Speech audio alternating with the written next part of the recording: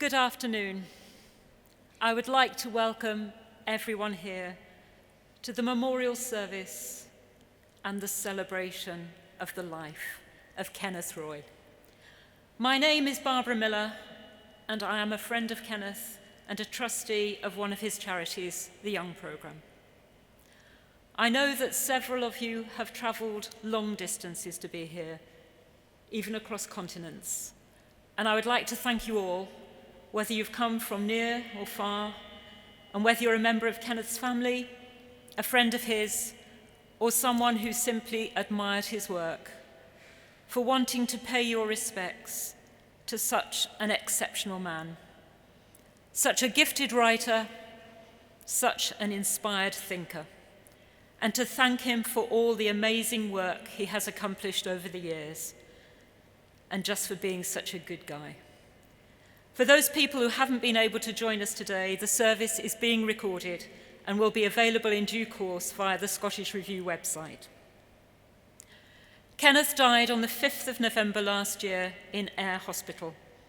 He was 73. The time between diagnosis of his terminal cancer and his death was short, just 5 weeks. But within that time, soon completely confined to his hospital bed, he continued to write. He penned his farewell editorial for Scottish Review, followed by what he described as a coda. Certainly not a second farewell editorial, he insisted, as that was far too much like Frank Sinatra's interminable final touring schedule. This coda explained that, with the help of his consultant, Chris Gillan, the nursing staff, and all the other staff who helped to care for him, he had, just 2 days after he'd been diagnosed as terminally ill, started writing a book that the staff was determined he should finish, and he firmly believed, as did his friends, that continuing to write, using the precious skill he'd been born with, was prolonging his life. His book will be published, a posthumous testament to an incredibly brave and stoical man. He admired the Stoics, and he certainly lived up to them. He was making adjustments to his work the day before he died. Only on his final day did he decline to open his laptop. His work was done. He could finally let go. Today we have speakers from the world of print and broadcast journalism, people Kenneth admired. We also have friends and colleagues from his charities, ICS and the Young Programme, including 2 speakers who were former delegates many years ago. They know how much the programme meant to him and indeed to them. We have the Inveramsay speech, which explains why the Young Programme was established, and we will hear music that Kenneth requested. We will also have extracts from his play, based on his critically acclaimed book on Scotland, The Invisible Spirit, narrated by an actor he held in the highest esteem. It is unsurprising that Kenneth eventually wrote a play. His mother was a talented amateur actress, and his father directed plays. Indeed, Kenneth himself was an Amdram performer in his youth. This is our opportunity to acknowledge Kenneth's important role in our lives. As wonderful friend and colleague, as journalist, author, editor, publisher, and broadcaster, as adjudicator and interviewer, stimulator of debates, founder of charities, mentor and supporter, as undoubtedly one of the most creative people we will ever have the pleasure of meeting, a true polymath, and someone who hugely enriched the lives of all who knew him and all who appreciated his work. Kenneth was born in Bonnybridge on the 26th of March 1945 to Esther and Richard Roy, coming 7 years before his sister Linda. He was, as he put it, demanding a paper and pen for the purpose of recording what I saw and heard around me when he was just out of his pram. He was writing until the end. He started working when he was 13, penning the Bonnybridge notes for the Falkirk Mail in return for postage stamps instead of pay. He joined the paper as a junior reporter when he left school. The journalist Ian Jack met Kenneth when they both worked at the Glasgow Herald. His tribute will focus on Kenneth's journalism. But first, we will hear an extract read by Bill Paterson from his play, The Invisible Spirit.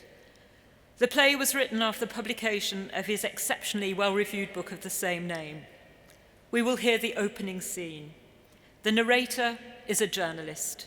We're in Glasgow on VE Day, the 8th of May 1945, when Kenneth himself was just a few weeks old. A newspaper article from that day records that during the celebrations, a woman was seen pushing a pram across George Square, just outside this room. The pram features in Kenneth's play. Today we have to imagine it, and it remains on stage throughout.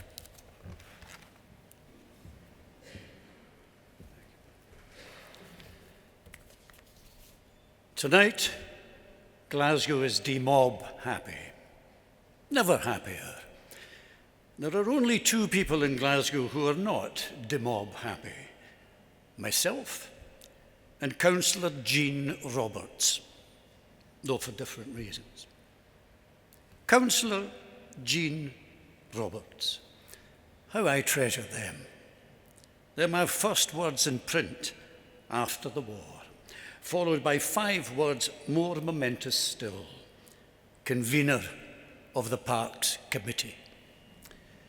Now, I was too young to fight for king and country, but towards the end of the war, with many of the lads still overseas, I got a job easily enough as a junior reporter on the Bulletin. It's a wee paper. Years later, they would have called it a tabloid, a term heavy with assumptions, but there isn't a maiden aunt in Scotland who has a bad thing to say about the Bulletin. Now, my own maiden aunt, she is deeply attached to Maurice Lindsay, the author of musical notes in the Bulletin. Young Maurice Lindsay, who performed valiantly in the war, who is rarely seen in public without a bow tie, who writes poetry, who's got a lovely voice, who is increasingly heard on the steam radio, who is clearly destined for great things. No wonder I've never fancied Maurice Lindsay. The news desk decrees that VE night in Glasgow city centre is worth 500 words. So that's how I am spending this May evening in 1945, collecting the words. Though I can't help feeling that Maurice Lindsay would have been better cast for the assignment. He has the adverbs for it. In pursuit of this doomed commission, I start in Exchange Square, where a sailor from the Royal Netherlands Navy, I'm not sure how much I can tell you about the Royal Netherlands Navy other than to assure you of its existence. Anyway, there he is, my new friend, the sailor, ascending the Duke of Wellington's statue, as Dutch people do. And from the summit, he delivers a burlesque of Hitler and thanks the Scots for the part they played in the liberation of his country. It's an extended oration, so I don't hang around. But this inebriated young person has served his purpose. Unknown to him, he's become copy. On to George Square, where they're dancing the conga in front of the city chambers and packing the air raid shelters. Above the din, you can just hear the cacophony of ships' horns on the Clyde. A haunting sound, a chorus never made for joy. But naturally, I keep such unpatriotic thoughts to myself. The news desk scoffs at any hint of pretension. In the midst of the chaos, a young woman does a daft thing. She starts to push a pram across the square. She's asking to be trampled underfoot. I wait for it to happen. In my detached way, I wait. More copy with any luck. Instead, the opposite happens. The kind people divide, creating a passage through the crowd. It's done with a certain elaborate courtesy, a Glasgow moment.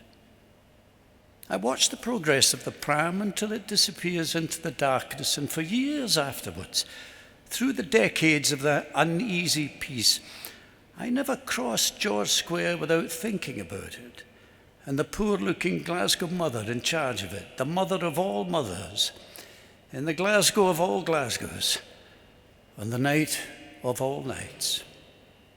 Where were they going, mother and child? Where were we? This pram, the one I've chosen to make our minimalist setting a little less bare, isn't the real thing, of course. It's symbolic, a piece of theatre. I can drape stuff over it as the mood takes me, or walk around it, and when I'm the worse for wear, as journalists are often reputed to be, even ones who work for so decorous a paper as the Bulletin, I may consider bumping into it to create a diversion. I have the piece written. The pram-pushing mother and the piss artist at the top of the statue have supplied me with 500 words. But then along comes Jean Roberts, and a nice little story turns nasty. The convener of the Parks Committee is disgusted, as conveners of Parks Committees are entitled to be. It is a right conferred by the dignity of their high office. After the show, the shit. George Square, over which she exercises quasi-proprietorial rights, has been vandalised by those reckless vassals, the people who elected her.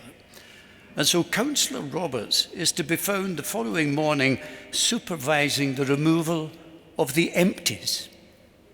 3 tons of them. Councillor Roberts has been counting. And when she's finished counting, she announces that George Square will be used no more for public gatherings until she decides otherwise. She lets it be known that it could be a long wait.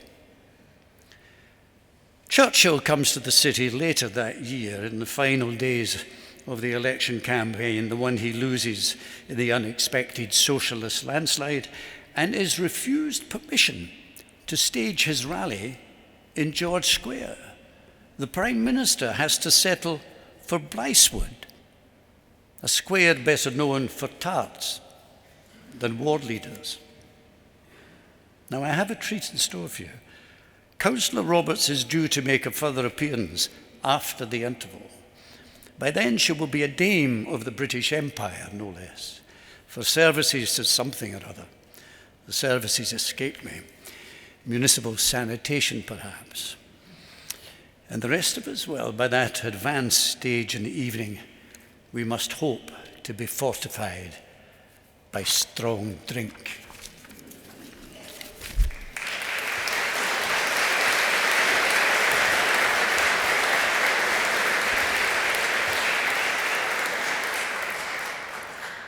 Thank you, Bill.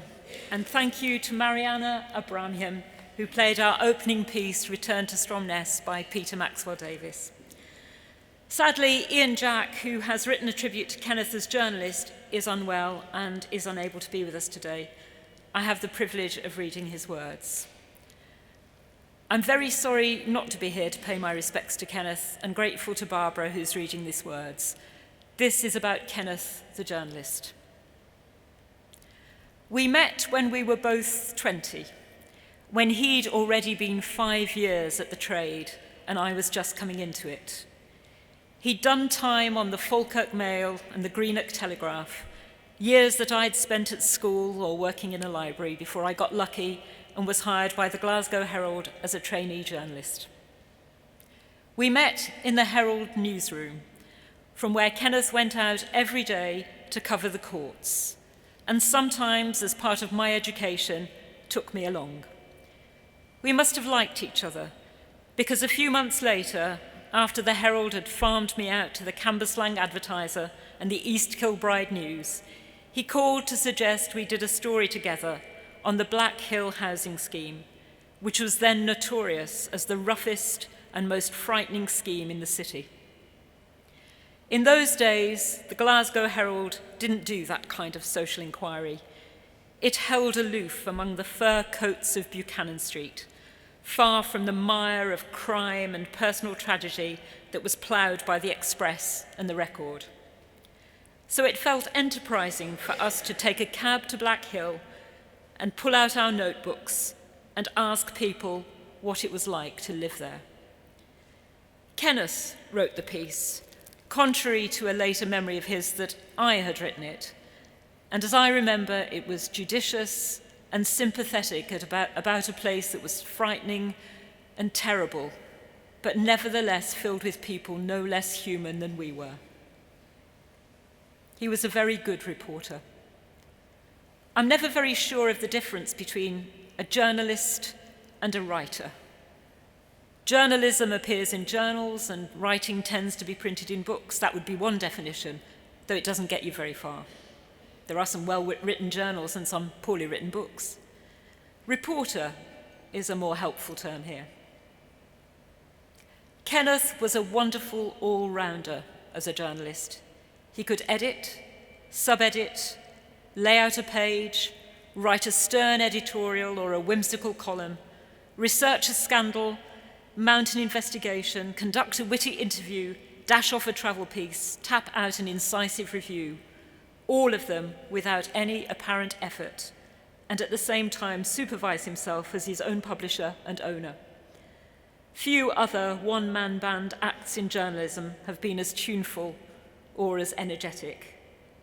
But at the heart of it, I think, lay a thirst to find out and a need to see and describe, and perhaps by doing so, change things. His sentences had the same qualities wherever they appeared. He wasn't a journalist one minute and a writer with a capital W the next. His prose was clear, vivid, and direct, and often tinged with irony and anger, and cantankerousness, we shouldn't forget that, but most memorably of all, with humour. Here he is in the Ben Nevis Tea Rooms, Fort William, in 1987. For high tea, you could choose from haddock, chicken Maryland, and haggis. But the Marylands was off. Down the long tea room, the message was passed from waitress to waitress until the air was filled with the chorus, "The Marylands is off, the Marylands is off, don't forget to tell them the Marylands is off." He had the fried haddock instead, with its familiar, hard-to-open packet of tartar sauce. As a young man, he attracted mentors and was attracted by them. Perhaps they were father figures, better substitutes for a real father who drank too much and loved amateur drama, and who unhelpfully would order young Kenneth to be somebody when he grew up. One of the older men he sought out in his 20s was James Drawbell, a forgotten figure now, but once a large presence in the world of Fleet Street and London magazine publishing. One of Drawbell's big coups was to serialise the memoirs of the royal nanny Crawfie, which added millions to the circulation of Women's Own and consequently cast out Crawfie from royal circles forever. More pertinently, perhaps, he also came from Falkirk and also had a father who liked to drop. I mention him because when they met, Kenneth was getting his first magazine off the ground. It was called Scottish Theatre, with all the poor commercial prospects that such a title implies. Nevertheless, Drawbell was mightily impressed by Kenneth, and in a later book recorded his impressions of the kind of young, fighting Scot, his words, that he was pleased to see still survived in the homeland. In Drawbell's description, Kenneth is a young man in a hurry, tall, too thin, with a shy smile that came out of his eyes as much as his mouth. Drawbell writes that what he thought he saw under the Robert Burns hair tumbling over Kenneth's brow, quote, was the smouldering eye of the crusader as well as the journalist. Here's a young man who's going to be a handful, the older man thought, and he was right. Kenneth went on to be a handful to many people, including his bosses at the BBC during his years as a television reporter. He had contrarian instincts, a useful asset in a journalist. Among nationalists, he was a unionist, and among unionists, well, less of a unionist than they were. He liked England and wrote a column for The Observer about its provinces that won him a press award and many English readers. He belonged to no establishment, which allowed him to be fearless. No backs needing to be scratched when it came to the travel expenses of Glasgow University professors or the institutional cabals that, in his view, ran so much of Scottish life. He never lived in Edinburgh or Glasgow or anywhere that might be termed fashionable, unless Troon counts as that. Inverkeithing, Girvan, Maybole, Kirknewton. To live in these places as a journalist and never learn to drive a car, which Kenneth never did, took a formidable and inconvenient commitment to outsiderdom.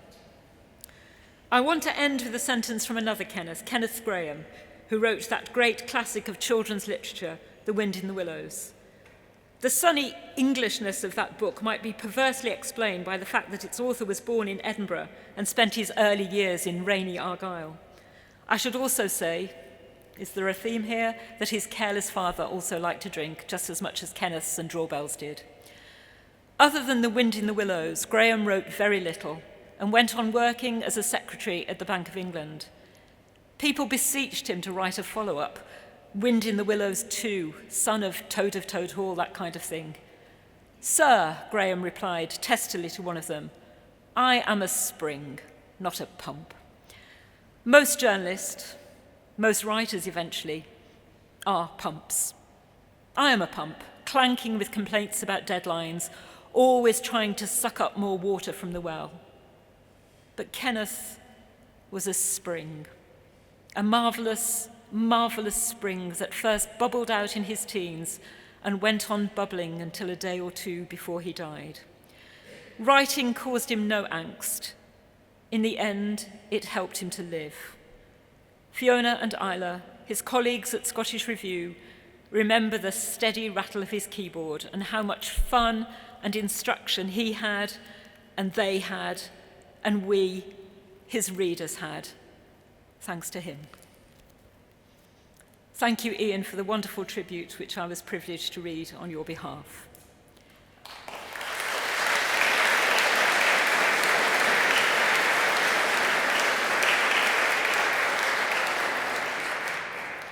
In 2000, Kenneth set up the Institute for Contemporary Scotland, a non-profit organisation established in order to stimulate discussion and the revitalisation of thought and debate in Scotland.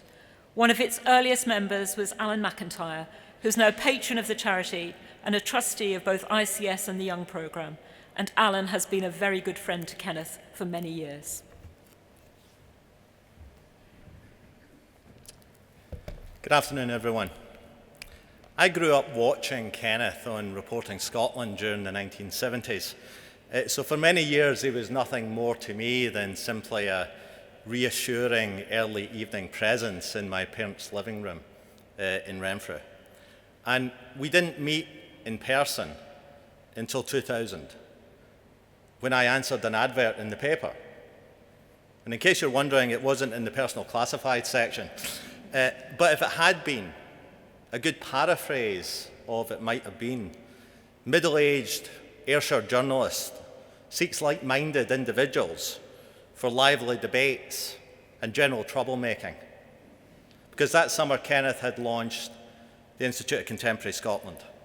It was a big, bold, ambitious idea, an attempt to reinvigorate civil society in Scotland and act as a non-political counterweight to the newly re-established Parliament in Edinburgh. Rather than just criticise from the safe perch of his newspaper columns, Kenneth decided to get into the arena and to try and raise the quality of Scottish national debate.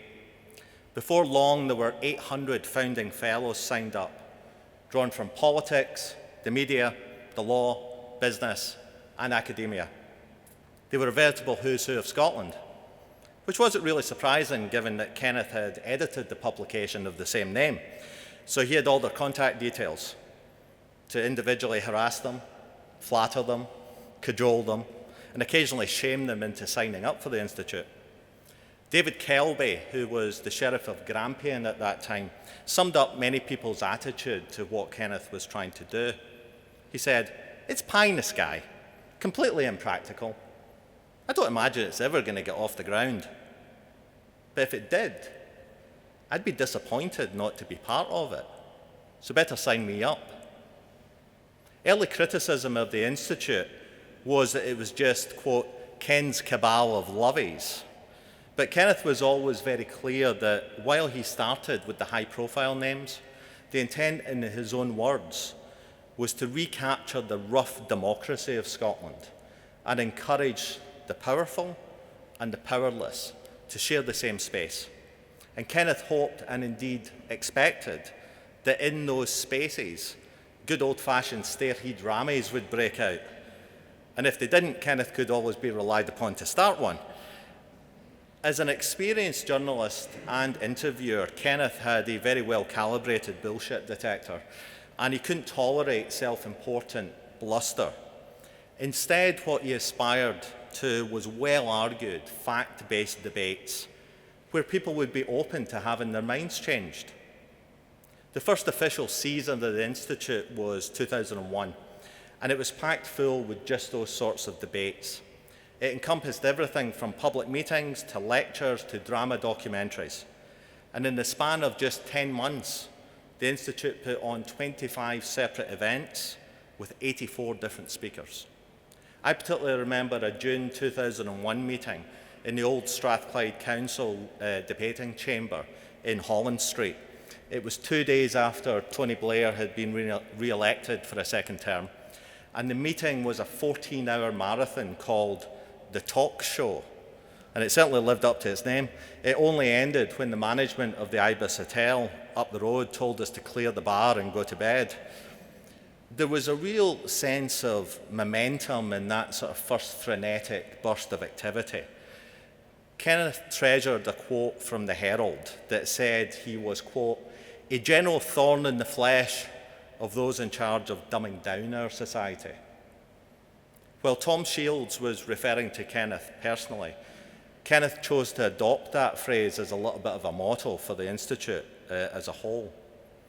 Much of the planned autumn season in 2001 was cancelled because of the events of 9/11. And instead, the Institute organised a series of 5 public meetings with the title War or Peace, with 2 in Glasgow and 1 each in Edinburgh, Dundee and Inverness. Over 1,000 people attended those meetings, including representatives of ethnic groups, religious organisations, politicians, community groups, and a whole bunch of high school students. I was at the final one here in Glasgow on Armistice Day, and it felt like something out of the 1920s or 1930s, with Kenneth chairing an often heated and raucous meeting, and for most of the evening trying in vain to get George Galloway MP to shut up and sit down, although I thought George was the star of the evening. I think Kenneth viewed that night and the atmosphere in the debate as the embodiment of everything that he hoped the Institute could achieve. As we went into 2002, the Institute blossomed. We added committees, we added different initiatives. But as it grew, Kenneth started to get a little fed up with some of the grandstanding and petty politics that erupted as some of the self-anointed great and the good of Scottish public life attempted various procedural coups to take control of the agenda. But the Institute was very much Kenneth's vision, and he wasn't going to let it get corrupted. So he stood his ground. And he reiterated that the Institute wasn't going to become a networking group, or a think tank, or a lobbying organisation. Instead, its mission was to educate and to stimulate debate. The result was that Kenneth fell out with some of the early trustees, and the honeymoon period came to somewhat of an abrupt end. But the Institute survived and it evolved. In 2002, the decision was taken to focus more on projects than on events. And 2 of those projects that the Institute incubated have gone on to have a lasting impact. The first was the Bridges project. In the summer of 2001, violence erupted against asylum seekers and refugees in the Sighthill area of Glasgow. In response, the Institute helped establish the Bridges project that sought to place qualified asylum seekers in 12-week work shadow programmes. In the first 8 months, it placed 50 people, and it went on, the Bridges programme went on to now be a very well-established specialist agency, supporting the social, educational and economic integration of anyone living in Glasgow for whom English is a second language. The second project that was started in 2002 was one of the things in his life that Kenneth was most proud of. Maybe somewhat frustrated by the unwillingness of older people to change their minds, Kenneth's next big idea was to focus on those who maybe could still be convinced to think for themselves, and hence the Young Scotland programme was born. The intent was to bring together a broad cross-section of young people to debate the big social issues of the day in a supportive environment, and through that build communication skills, personal confidence, and increase social awareness. In short, the ambition was to stretch their minds, stir their conscience, and broaden their horizons. Others are going to talk about the growth and the development of the Young programme over the last 17 years. But I want to take a couple of minutes to talk about the very first Young Scotland programme that was held in Glasgow in November 2002, because I think it was emblematic of everything that made Kenneth such a great person to be around. That first ambitious programme brought over 50 delegates to the Days Inn in the Gorbals for 6 days. And it put policemen next to recovering drug addicts. It put graduates of top universities next to people running homeless shelters. So it really brought to life Kenneth's idea of putting the powerful and the powerless in the same space. And that diversity of delegates created a uniquely rich environment in which insular views could be debated and challenged in a very positive and supportive way. And that's what went on to become the hallmark of the Young programme. For those 6 days, Kenneth flexed his own personal Rolodex to create a parade of high-profile guest speakers, including then First Minister Jack McConnell, Union Leader Jimmy Reid, Nobel Prize winner James Black, among others. And the finale of that week was held right here, in the City Chambers, with Magnus Magnusson presenting the prizes. I helped out that week, and it was chaotic, exhausting, inspiring, exhilarating in almost equal measure. But everyone who was involved that week immediately knew that we had experienced something truly special and that we were onto something. I will let others pick up the Young programme story from there. So let me conclude by saying that it was my privilege to have worked alongside Kenneth as one of the founders of the Institute and latterly as its patron. The Institute and the Young programme have been important parts of my life over the last 20 years, and I learned a tremendous amount from Kenneth.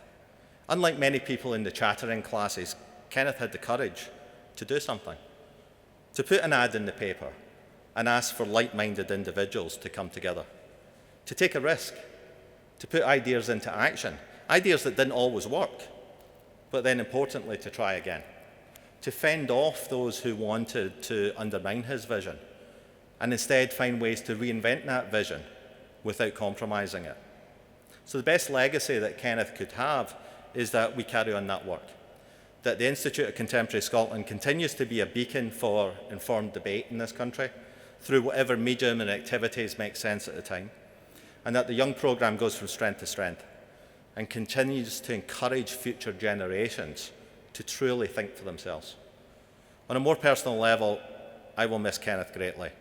I'll miss the conversations, I'll miss the debates, and I'll certainly miss his wise counsel to me as a mentor. It's been an honour to play a small part in this memorial service today, but I can tell you it was an even greater honour to have been Kenneth's friend for nearly 20 years. Thank you.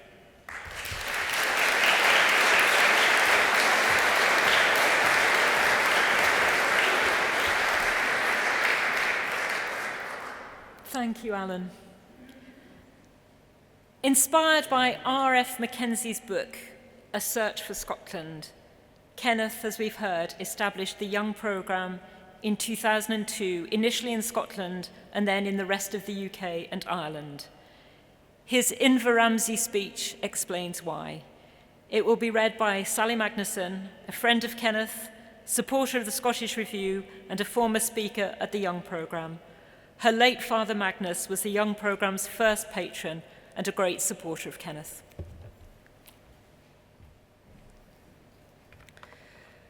A few years ago, I went on a journey to somewhere undiscovered in my own country.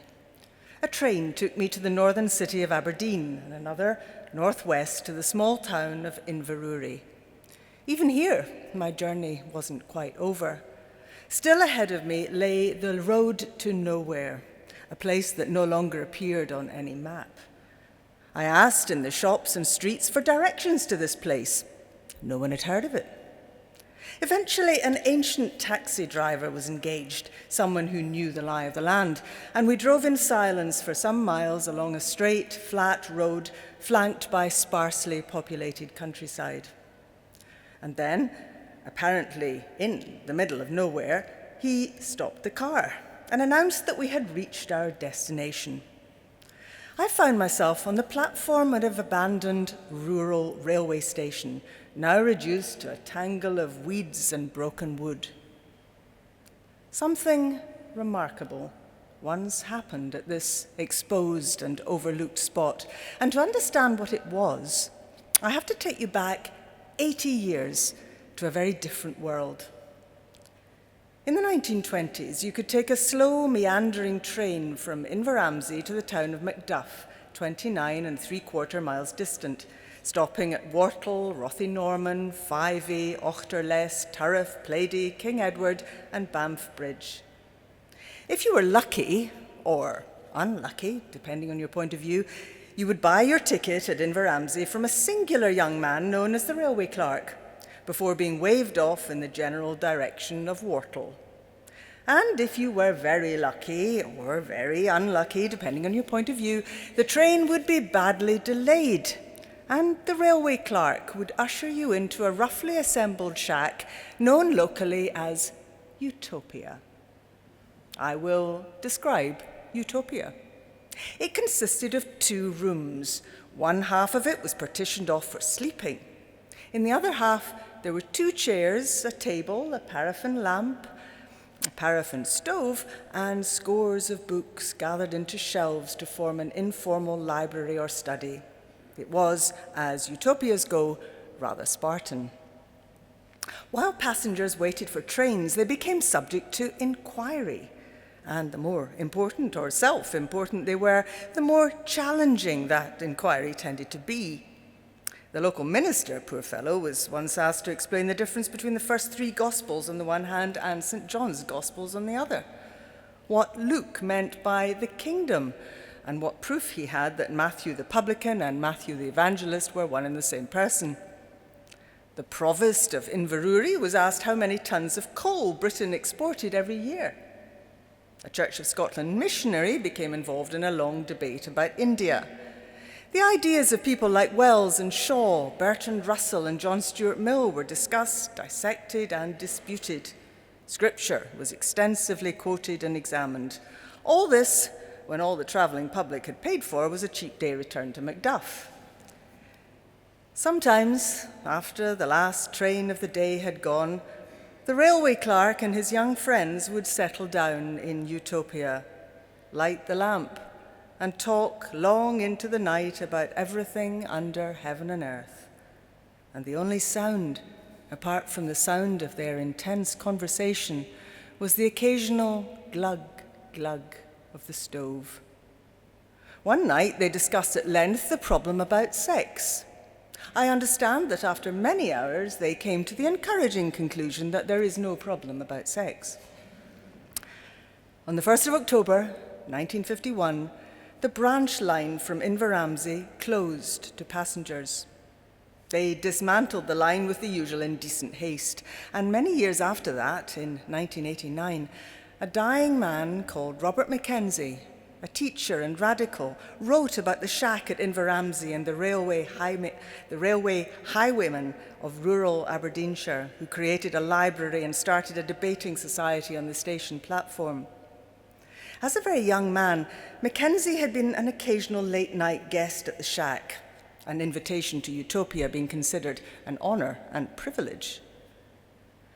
Inveramsay then was a curious phenomenon, and perhaps a product of its age. It was a world in slow transition from religious certainties to political idealism. A world that had just endured the unimaginable losses of the First World War. A world in which questions had to be urgently asked and just as urgently answered. All the same, we're entitled to wonder what happened to that spirit of independent inquiry, that burrowing into everything, that outburst of thought and questioning, that longing of the young people of Aberdeenshire to make sense of their experiences, that desire for something to give direction and meaning to their lives. Yes, we're entitled to wonder what happened. And of course, there's an obvious answer. You could say that the spirit of Inveramsay has been formalized and fostered in the great post-war scheme of higher and further education. For don't we spend most of our youth thinking and questioning? No need now for utopia on a station platform when we have utopia on a grand and universal scale, education as a commodity, plentiful as tap water, assessed and graded for its various degrees of purity. Yet there seems to be a problem, not about sex, but about education. The principal of a Scottish university with whom I had dinner recently admitted to a feeling of despair. It seemed to him that despite his best efforts, and for those efforts he'd gained nothing less than a knighthood, it seemed to him that among the young men in particular, it is no longer cool to be bright. I thought of the railway clerk transplanted to the year 2007, a 2-2 honours graduate of the University of Inverurie, eagerly dissecting the copy of The Sun discarded on the platform and discussing with the provost and minister the relative merits of this year's Big Brother contenders. A young man striving hard to be cool and, of course, unbright. It's the hope, indeed the contention of our programme, that coolness and brightness are not necessarily incompatible, but that somehow the mass industrial approach to education needs to be softened by an alternative, more intimate and more intellectually free. That in some way it is possible to recapture Inveramsay and reinterpret it for the modern world. All our programme seeks to do, and it's essentially a modest aspiration, is to create for a tiny group of disparate individuals from many different backgrounds and life experiences a climate, an atmosphere, a setting which encourages the same sense of intellectual excitement, the same human bond, the same explosion of restless energy as was once spontaneously combusted in a lonely railway shack. We have to believe, do we not, that some things still matter? Otherwise, what's the point of our existence? What matters about Inveramsay? What is it telling us? Accept nothing, challenge everything. That matters. Question authority. That matters. Scrutinize established ways of thinking and doing. That matters. Apply individual, personal understanding to known facts. That matters. Other more complex things matter too. The unmapped places of the world matter. The road to nowhere matters. Branch lines matter. They've all gone as physical artifacts, grassed over and eroded by rain and gravity as completely as any Roman road or earthworks. But they can still exist in our imagination. The main line proceeds at speed to a predictable and deadly terminus. On a main line, the light at the end of the tunnel is that of the oncoming train. Choose instead the gentle and meandering branch line of unorthodox thought and feeling. Non-conformity matters. The cross-section matters, perhaps as never before in our history. That principle which brought together the people of rural Aberdeenshire, rulers and ruled, old and young alike.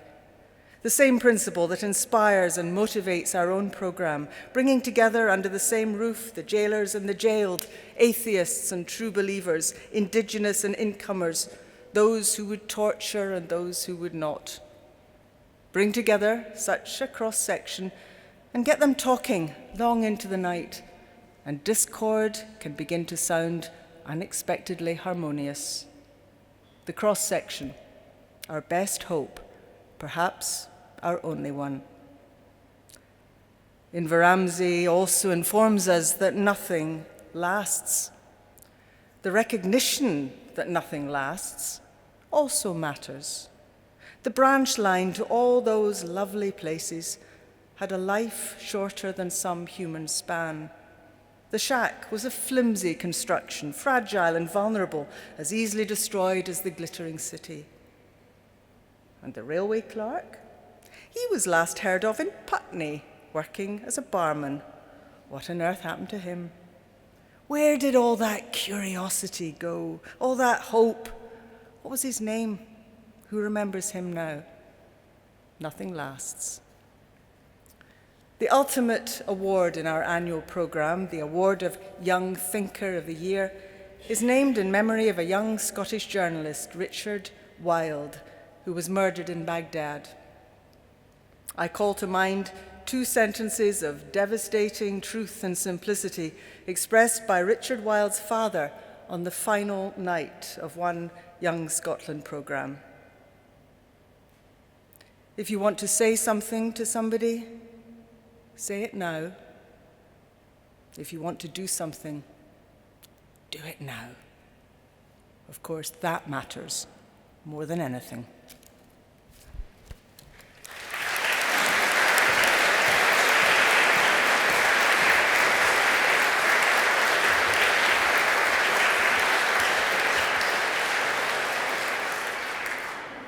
Thank you, Sally. That the railway clerk, according to R.F. Mackenzie, ended up as a barman in Putney is, I'm afraid, a bit of artistic license. The railway clerk never had such a job, and we know that because we found out who he was and what he had, in fact, achieved during the rest of his life.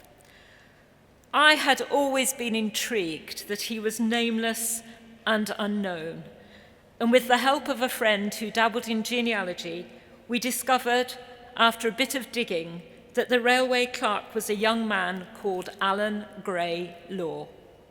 We further established that one of his sons was David Law, and I went to meet David, who told me that his father had moved south and had become involved with the financial and administrative sides of civil engineering projects, his work taking him across the world. He was always restless, but he never lost the power of oratory, and he always kept a well-stocked library at home. Books remained important to him. Of course, once the identity of the railway clerk had been discovered, Kenneth had to change the end of his Inveramsay speech. But he was fascinated to learn about Alan Law's life after leaving rural Aberdeenshire, and delighted to meet David, who is also with us today, and to put in pride of place in his office a wonderful bust of Alan, sculpted by David and presented to Kenneth. He and his inspirational railway clerk could forever sit side by side. There have been 100 young programmes since that inaugural programme in 2002. Kenneth attended 99 of them. He always described the young programme as the greatest achievement in his professional life. He derived enormous satisfaction from seeing young people develop during and after these programmes. This was his true reward.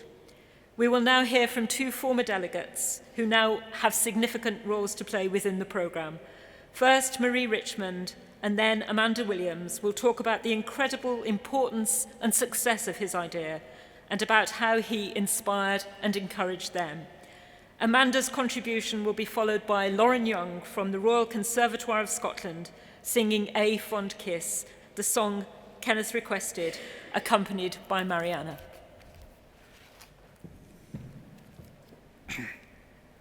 Kenneth Roy, a trusted friend.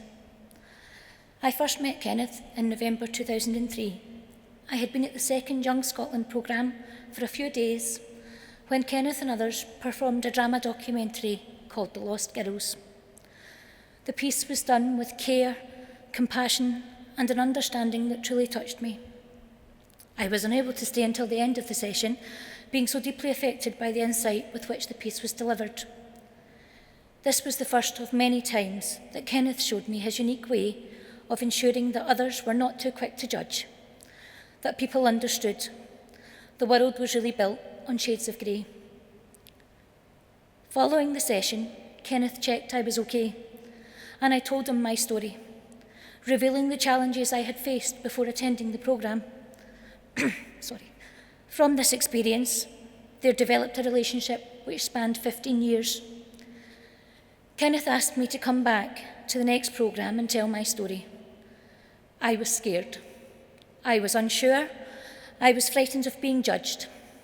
But I also felt that what the programme always delivered was truth and an understanding of stories and of people.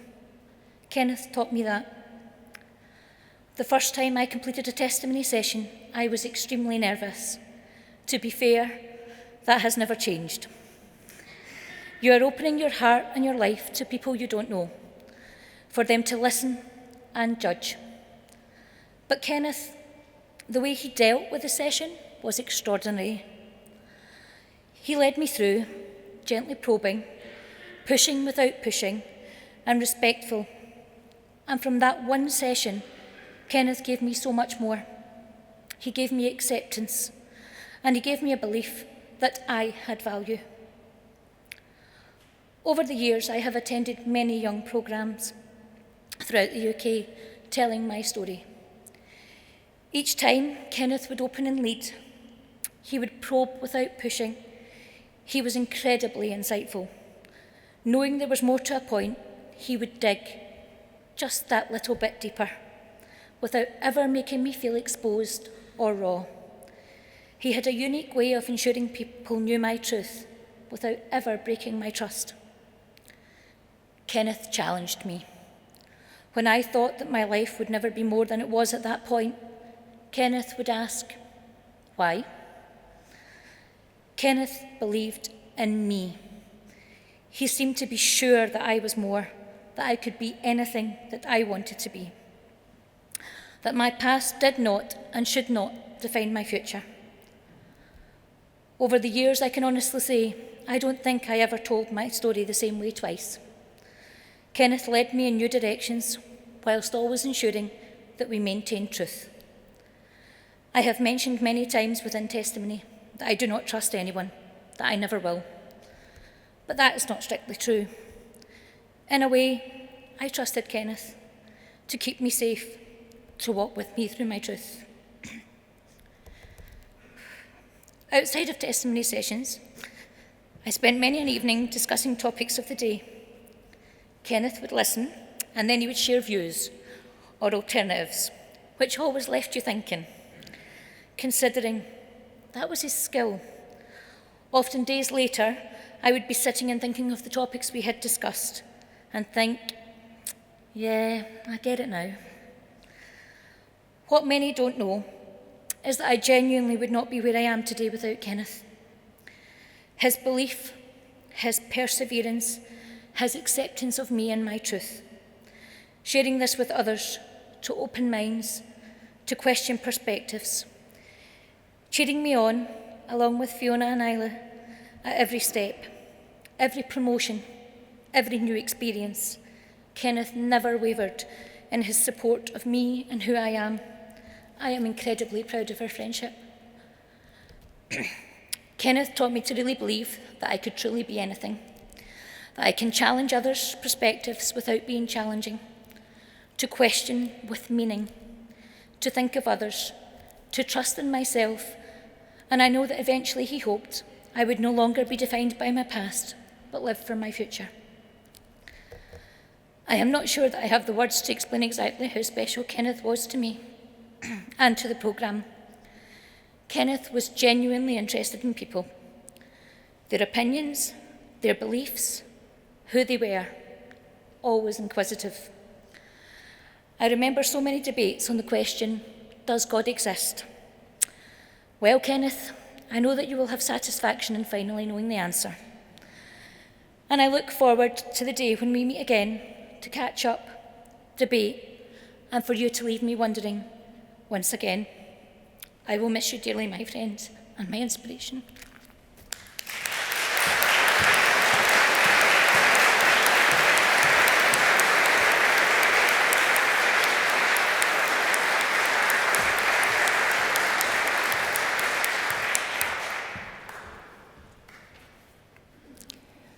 I've been asked to speak about what the Kenneth meant to the Young programme. Put simply, Kenneth was the Young programme. Without Kenneth, there wouldn't be a programme and hundreds of people's lives would be poorer for it. I first met Kenneth at the inaugural Young England and Wales programme in a very cold Harrogate in February 2004. The programme was still very much in its infancy then, with an eclectic mix of thought-provoking and enthusiastic speakers, lively and sometimes controversial debates, both on the conference floor and in the bar in the evening, and the embryonic beginnings of what we now know as the argument paper. Peppered throughout the week was the testimony of young people whose lives had been in many ways less fortunate than my own, and at the centre of this was Kenneth, whose talent as a journalist and humanitarian meant he was able to support delegates to tell their story in a safe and non-judgmental way. Or as one delegate put it, the beating heart of all this activity was Kenneth. His calm and thoughtful demeanour set the scene and instantly made the atmosphere of warmth and trust. That week in Harrogate started a 15-year friendship with Kenneth and the programme through participation as a speaker and adjudicator at a number of events and now as a trustee. The programme is in some ways much more professional now, something that is inevitable when an organisation grows in size and strength. But it hasn't lost its humanity or its ability to change people's lives in both small and profound ways. Very evident from the testimonials from past delegates. In many cases, the programme has given someone the self-confidence to alter their career path or to speak for the first time about an issue close to their hearts. One delegate said, "I left the programme with my confidence being greatly improved. In 3 short days, the Young programme allowed me to see I was capable of anything I put my mind to." For other delegates, the programme gave them a platform and voice for the first time on an issue of great personal importance to them. One recent delegate said, "The programme provided me with a platform to speak on a personal and topical matter that I have been somewhat restricted in speaking openly about until then. The experience has really encouraged me to keep using my voice to speak up on this matter and campaign for the change in the law. The Young programme has therefore helped me to turn an extremely negative experience into an empowering one." Another delegate has spoken about how the programme had encouraged them to go back to education. They said, "Encouraged by the programme, I went back to school and now in my final year of a politics degree at Glasgow University and have planned to do a PhD afterwards. None of my recent successes would have been likely had I not met Kenneth." Others just speak of their enjoyment of participating in the programme and Ken's contribution to that. One delegate said, "I would like to thank Kenneth from the bottom of my heart for all the passion and energy he has poured into these events to make them so enjoyable for me and all the other participants over the years." Kenneth was devoted to the Young programme, but always knew he would need to step back from full-time leadership at some point. And he put in place a structure that will ensure the success of the programme in the future. This, of course, has Fiona and Isla at the engine, but many others who have been involved with the programme in the past will play an ongoing role, chairing programmes or acting as speakers, a true testimony to Kenneth's enormous convening powers. I would like to draw to a conclusion by quoting a delegate who took place in last year's programme. "To have had the wisdom and courage to create such a programme illustrates the kind of person Kenneth was. He will have over the programme's lifetime inspired and changed the lives of many people for the better.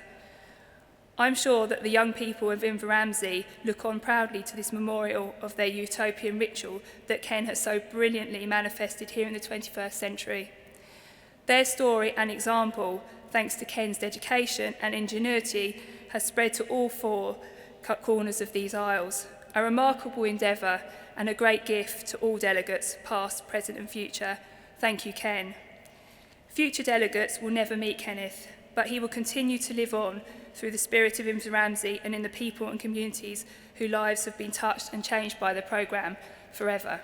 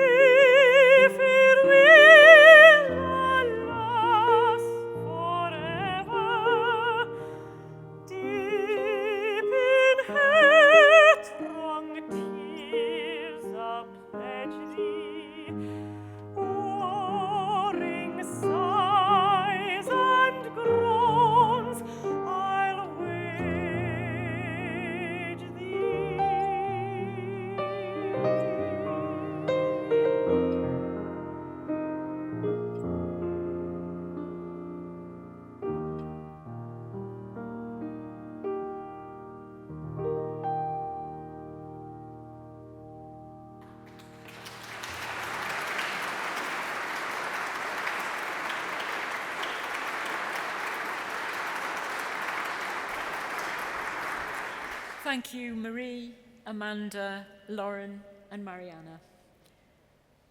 In his obituary, which he wrote himself, of course, Kenneth said that the honour he valued most in his life was the invitation from the family of Jimmy Reid to conduct the humanist funeral for the Clydeside legend in Glasgow in 2010. I would now like to ask Jimmy's daughter Eileen, also a friend of Kenneth and a writer for SR, to talk about the friendship between Kenneth and her dad.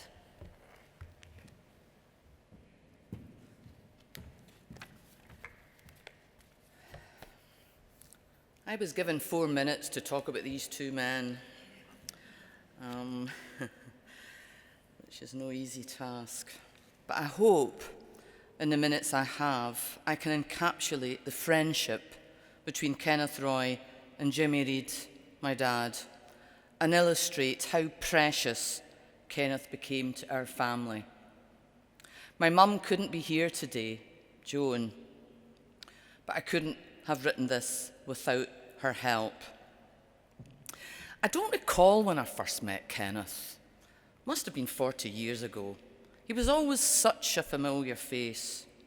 A face, by the way, which seemed immune to the passage of time.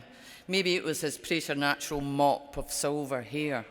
But for me, Kenneth never changed. And I'd like to say a few words about him as a man. Of course, his journalism and writing and who he was as a person were intertwined. For me, the following quote is fitting. Down these main streets, a man must go who himself is not mean, who is neither tarnished nor afraid. He is the hero. He must be a complete man and a common man, and yet an unusual man.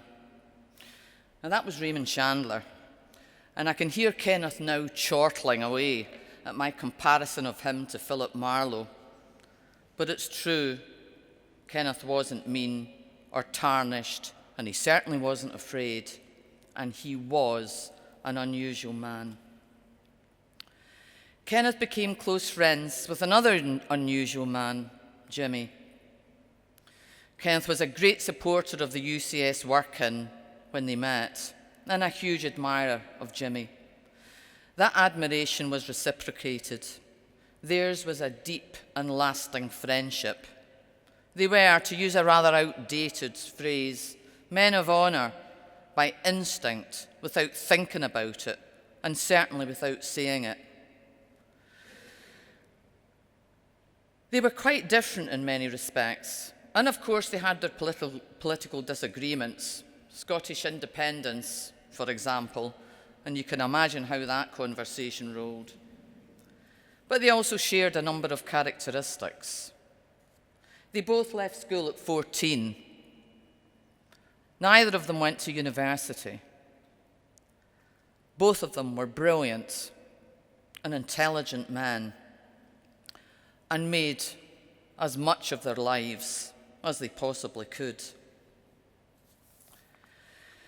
They believed people were better than the rest of us think they are. They were skeptics, not cynics.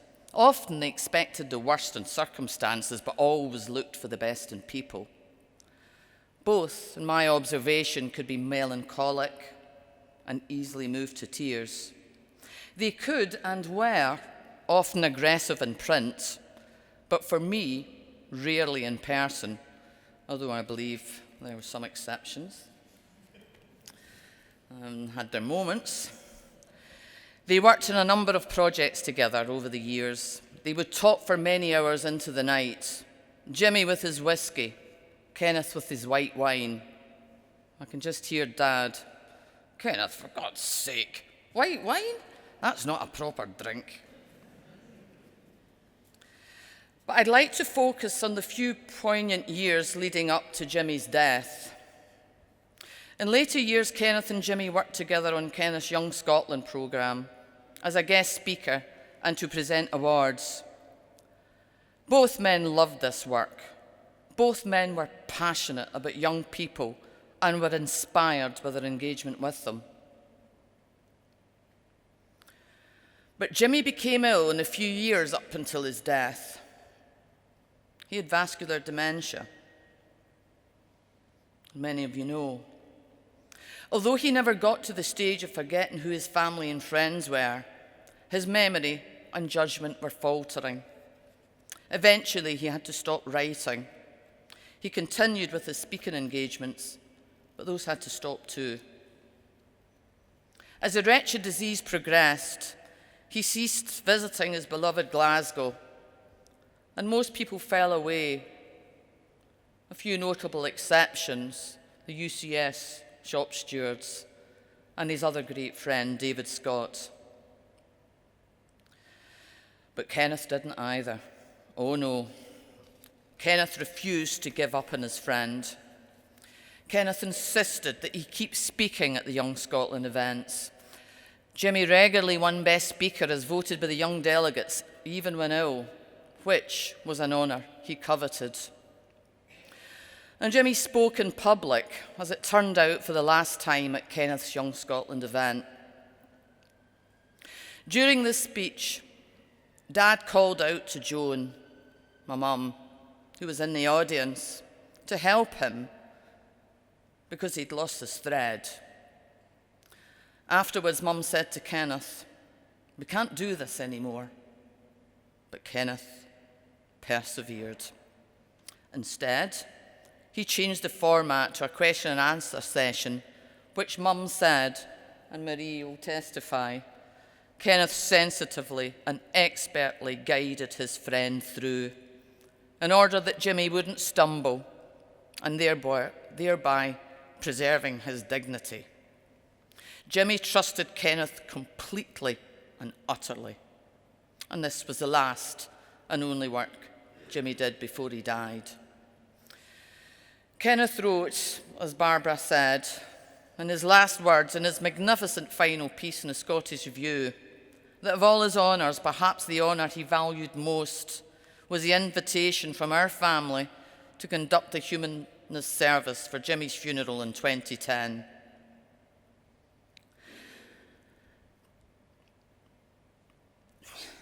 Kenneth, my dear friend, the honour was all ours.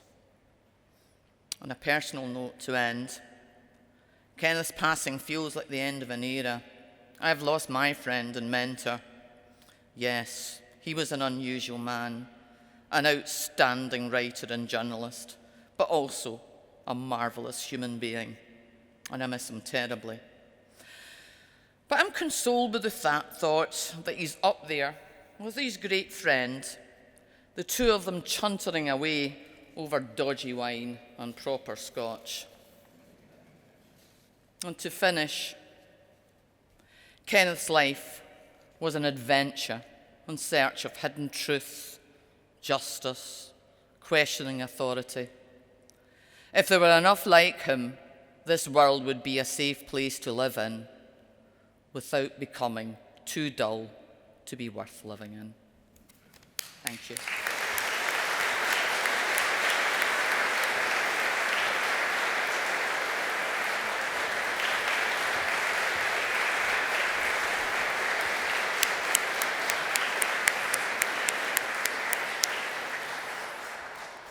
Thank you, Eileen. I would now like to introduce Magnus Linklater, former editor of The Scotsman and a journalist whom Kenneth much admired. He will give our final tribute to Kenneth.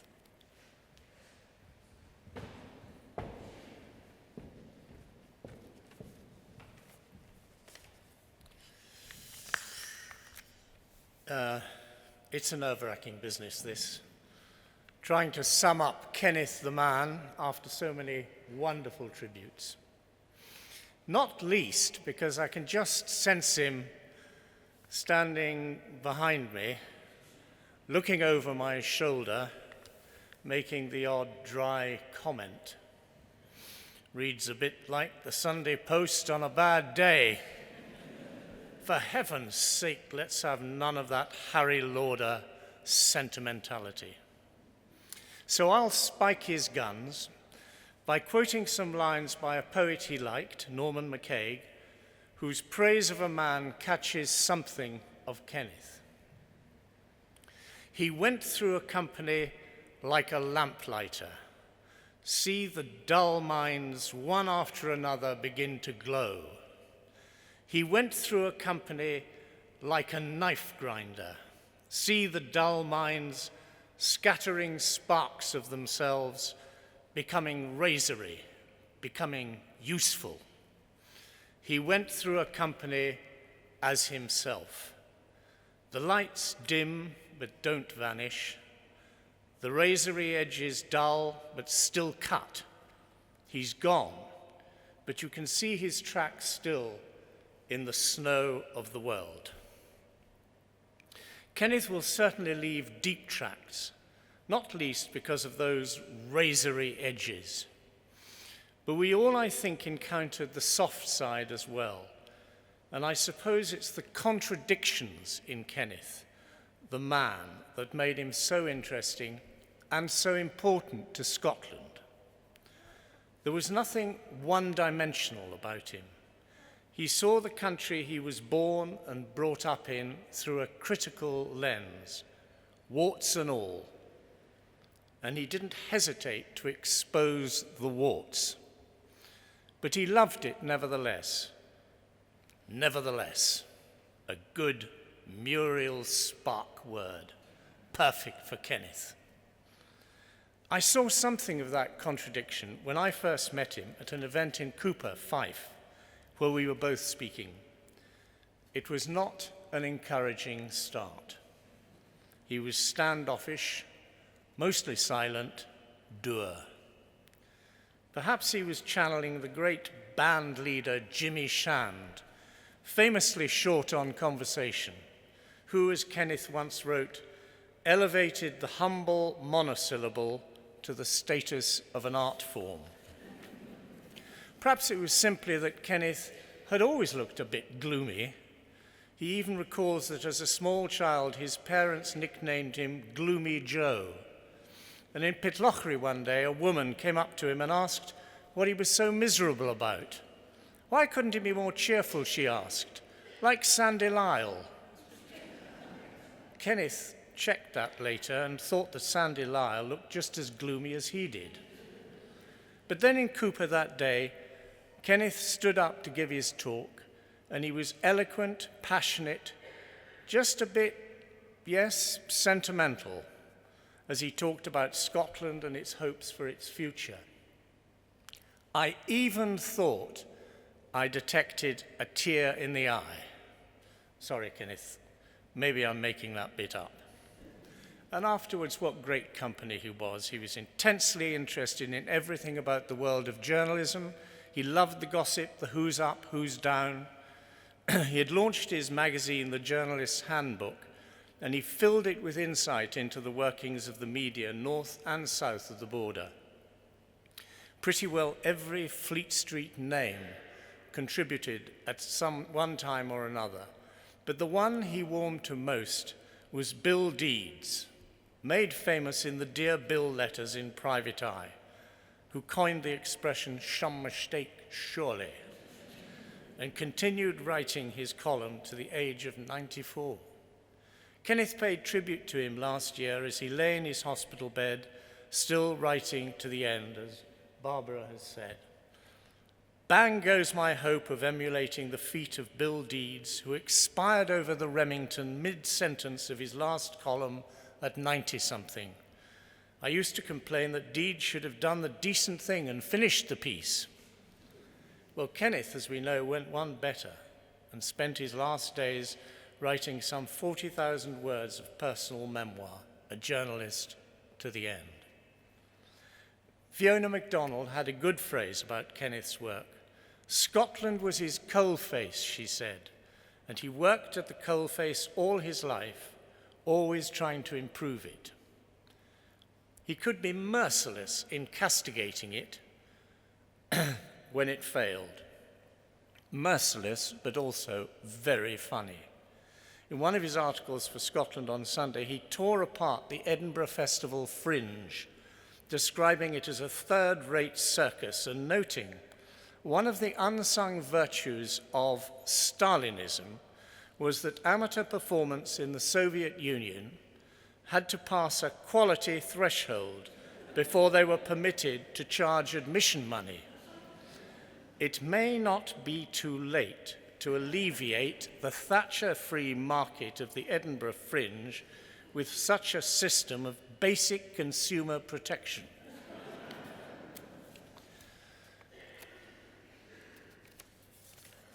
He could not bear Scottish smugness, the Hirstia sois laicus attitude. Whenever a trend in popular thinking emerged, his instinct almost always took him in the opposite direction. It's no coincidence that the first Young Scotland programme had a poster which hangs in the office to this day with the slogan, "Thinking for ourselves." Blind acceptance was alien to him, and he was frustrated when he saw it in others.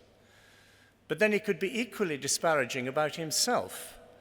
In January 1990, he launched a series of weekly interviews in Scotland on Sunday. It was not considered a great success, he noted bleakly, and vanished after 13 weeks. He liked to tell the story of his unpromising start. Barbara's already pinched this line, but I'll tell it again. As Bonnybridge correspondent of the Falkirk Mail at the age of 13, a role for which he was paid in postage stamps, the paper promised him a full-time job as a junior reporter as soon as he acquired proficiency in shorthand, but then it folded less than a year later. He was eased out of a job at the Herald with a note from the editor saying that he, quote, could have had a promising future in journalism. He played down his influence as an editor, preferring to praise the quality of his writers, especially the young. Most of those who worked for him tell stories about the support he offered, and we've heard about them today, the encouragement he gave, and the interest he took in their work. I liked the fact that he would publish something in the Scottish Review regardless of its topicality, simply because he liked the writing. He republished my brother Andrew's introduction to a biography of my father, Eric, because he said it was a brilliant piece of writing and it made him laugh. He was not immune to stealing good lines.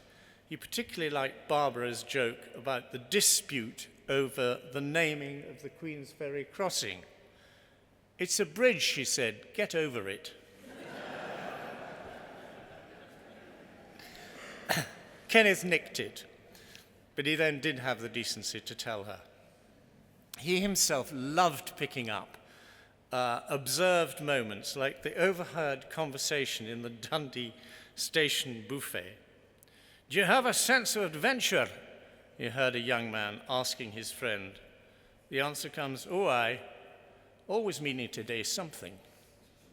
He liked going to places little visited by most journalists, spending days in Airdrie, for instance, or taking the number 16 bus to Garthamlock, in which he said even the bus conductor looks at him as if he was mad.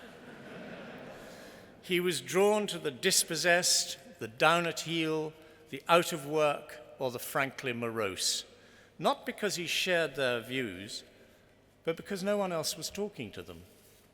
There's a splendid line from Hugh McDermid's description of the dour drinkers of Glasgow.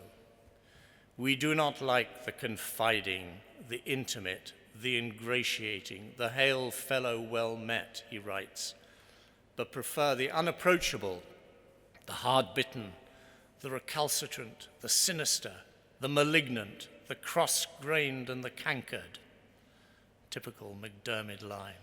You can almost hear Kenneth talking there, with one huge exception. Unlike McDermid, who really didn't care much for his fellow human beings, Kenneth loved them. In particular, those who were down on their luck, abandoned by the system, or yet to find their way.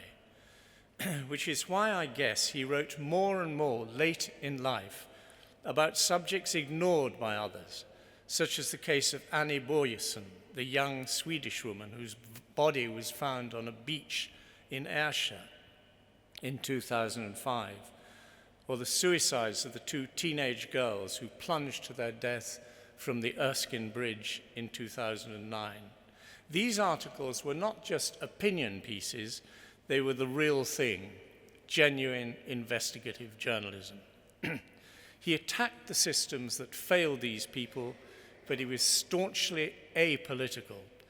Only on the day before the independence referendum did he break his own rule with a blistering attack on the Yes campaign, but he did so on the grounds of its divisive nature and the damage the referendum had done to the country, rather than because he was against the nationalist cause. Indeed, he argued at one stage that Scotland was being treated, quote, as an unthreatening backwater distinguished by the poor education, poor health, and poor housing of its people. Some people imagined that Kenneth lunched with contacts or was tipped off by insiders for his investigative work. In fact, he sniffed out most of his stories sitting at his computer because he had a nose for an exclusive buried in the boring bits of official or annual reports. In this, he was like Claude Cockburn, the legendary founder of The Week in the 30s, who once, stuck in Spain and without a lead for the magazine, found a torn piece of newspaper in the gutter and wrote an entire issue based on the headline. Kenneth was entrepreneur as well as journalist. He launched the Scottish Review, the best magazine of its kind in Scotland, Institute of Contemporary Scotland, as we've heard, the Young Scotland programme, along with many other publications. They will be his legacy. Scotland will miss him because it needs the questioning, challenging journalists that he was. We, his colleagues and friends, will miss him because that razory edge of his challenged us and put us on our mettle. He leaves his wife Margaret, his 2 sons, Stephen and Christopher, and his sister Linda.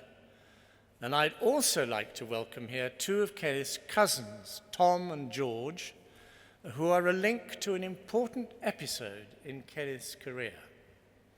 Tom reckons he was the first person to pay for one of Kenneth's stories. When they were both about 13, Tom read the story, liked it, and offered to buy it. Kenneth agreed, and the price was one of Tom's jigsaws. Now, I'd like to say something clever here about the part that jigsaw played and how Kenneth has been fitting the pieces of the Scottish jigsaw together ever since. But I know exactly what Kenneth would say about that. Absurd, pretentious, bin it. So I have. Instead, I would just like to say that Kenneth Roy, in my opinion, represented the best of Scotland, the best of journalism, and the best of friendship.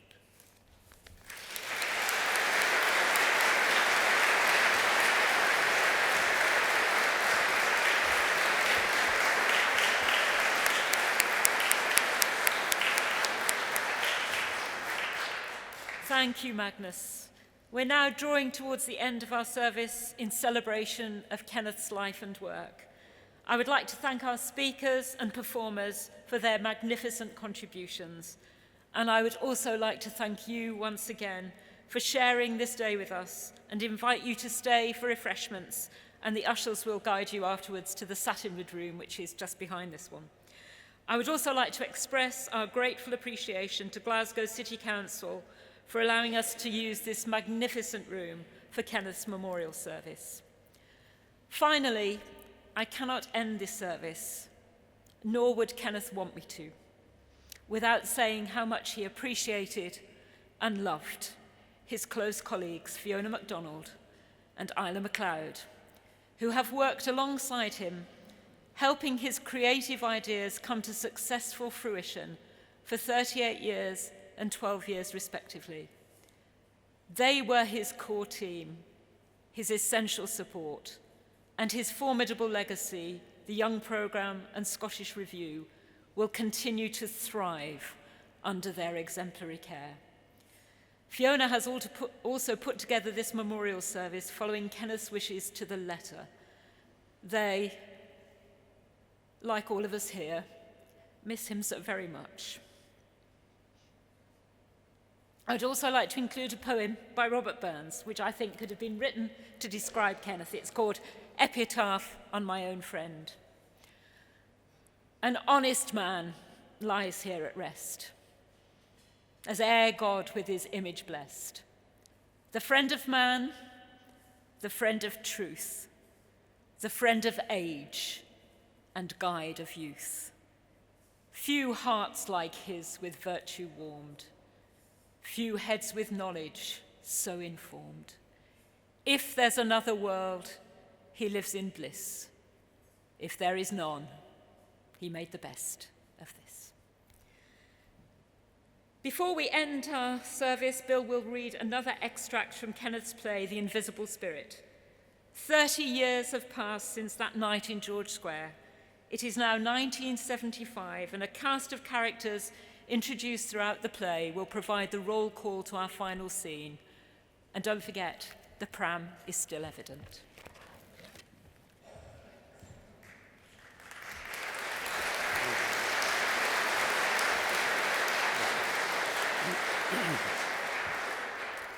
And then I shall attempt to bring you up to date, more or less. The Who Governs Britain election ended in a goalless draw. Jim Sillars ditched the Labour Party and set up his own. George Pottinger did most of his time in an open prison, and when he got out after a couple of years, devoted the rest of his life to writing books. The resurgent SNP sent a parliamentary squad the size of a football team to Westminster, the first steps in the long walk to independence. The Duchess of Argyll died in penury. Capital punishment was abolished. They stopped belting schoolchildren. Lord Wheatley went on and on, demolishing Scottish local government before he was done. Rangers Football Club went bust. The miners went on strike again for a whole year and were starved back to work by someone called the Iron Lady. New Cumnock, once the embodiment of community, lost its colliery, its reason for existence, and sank into silent apathy. Manufacturing industry in Scotland collapsed. Slowly we turned into a nation of waiters. That ornament of Edinburgh society, the very Reverend Charles W. War, was quickly forgotten. The Theatre Royal, reconverted into a theatre, became the home of Scottish opera. The ardently anti-European Winifred Ewing rejoiced in the nickname Madame Écosse. And Dame Jean Roberts, well, she got her car parks. Many car parks. Myself, here I am in Grangemouth. Where else?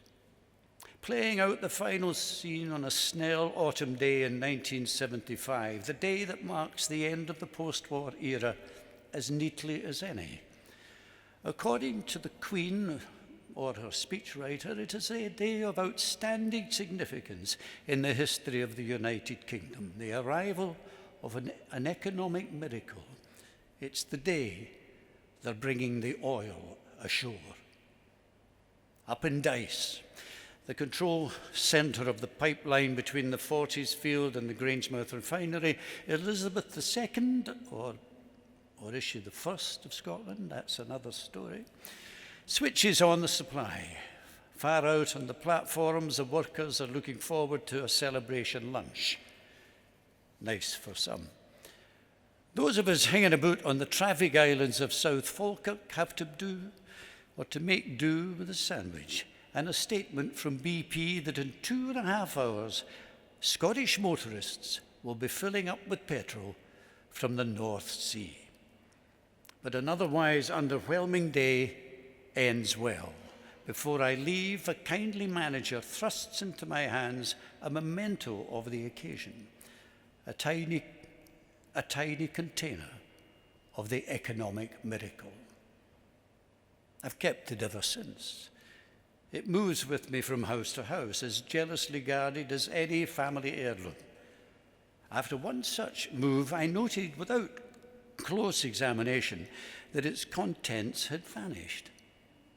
I wrote to that effect in a newspaper, for I was then writing columns of a sort, wrote it thinking it a neat metaphor, but was corrected by a scientific reader who assured me that a residue would remain.